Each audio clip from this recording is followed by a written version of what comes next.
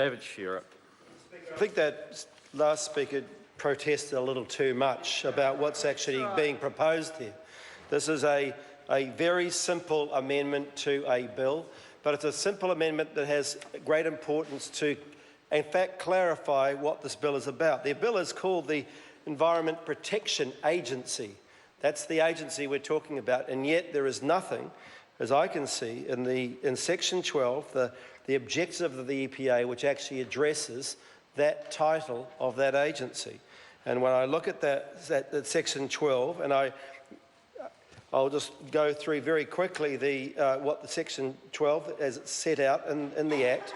The objective of the EPA, the Environment Protection Agency, is to undertake its functions in a way that A, contributes to the efficient, effective and transparent management of New Zealand's environment and natural and physical resources, and B, enables New Zealand to meet its international obligations.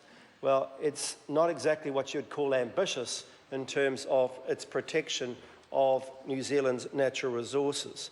It goes on in Part 2 to say, when undertaking its particular functions under an environmental act, the EPA must also act in a way that furthers any objectives or purposes stated in respect of that act.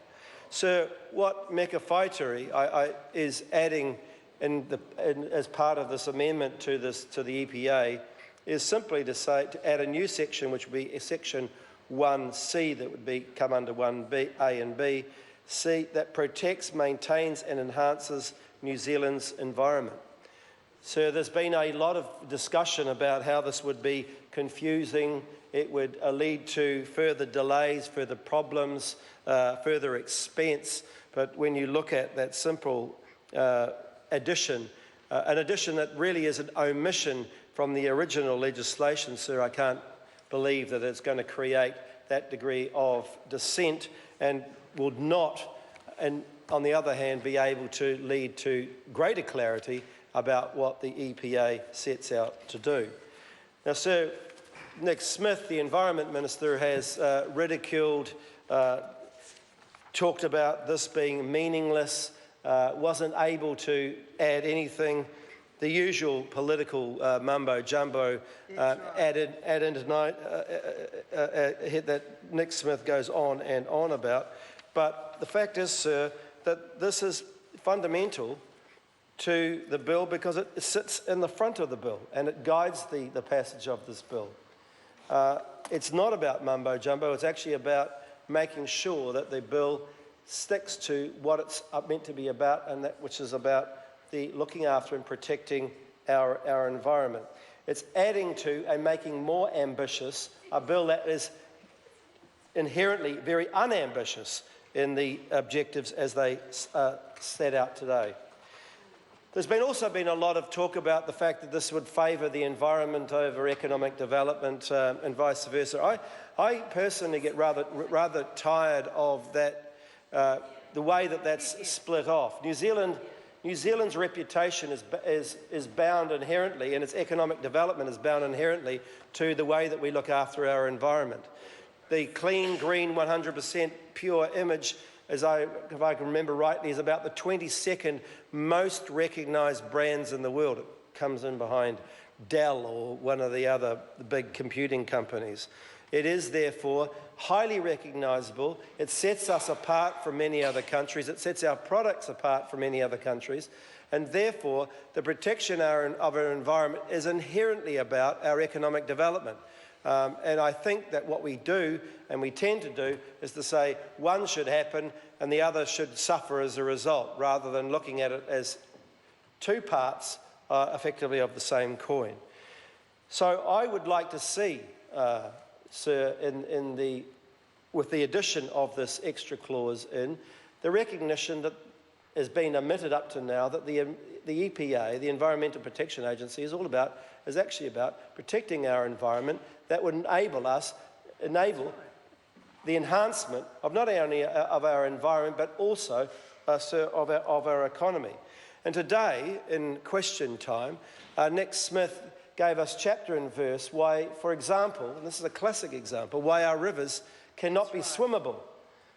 Now, it's shocking to most New Zealanders that somehow we will get sick if we swim in our rivers, and that these rivers instead will only be brought up to the level of wadable. And I imagine in waders, rubber waders or gumboots or something, but we certainly were not allowed our kids to swim in those rivers. He went on to talk about how birds put droppings in the rivers, and therefore would we shoot birds? I mean, seriously, this person needs to be taken out and be given a good talking to, because he has lost the plot. And he certainly lost the plot in question time today, if anybody happened to be looking at that. So we must always aspire to having clean rivers. I mean, we want our kids to be able to swim in rivers without getting sick. And yet this government seems to be setting the bar so appallingly low and saying that most of them are only going to be wadable. It's protecting those industries and those very industries, such as in the farming sector, which actually are responsible for a good deal of our economic prosperity, yet their own branding depends on the fact that our environment needs to be clean, as clean and pure as possible. So, sir, coming back to this bill, what it does is sets out what we would like to see, that we set the bar high for our environment, but at the same time ensuring that the economic development and the economic progress that comes from our environment is able to be protected as well. There were 206 submissions that came as a result of this bill that came to the Select Committee. I understand the Select Committee was handled very well. It was a good, robust procedure, and Scott Simpson deserves praise for his chairing of the committee. Overwhelmingly, the submissions were in support of the bill. There was a half a dozen, I think, that spoke against it, once again talking about the possibility that this might bring up ambiguity in the bill. 22 people came before it and spoke before the EPA, before the Select Committee on the EPA amendment. And again, most of those were in support in terms of being able to clarify a bill that up to now lacked, it's fundamental, really, fundamental clause that Meka Whaitiri has put into this amendment, which is to protect, maintain and enhance New Zealand's environment. I struggled to see how any New Zealander listening to this debate would say that shouldn't go into a bill that it purports to protect our environment and the Environmental Protection Agency. If you're looking at this now, how could you possibly disagree with protects, maintains and enhances New Zealand's environment?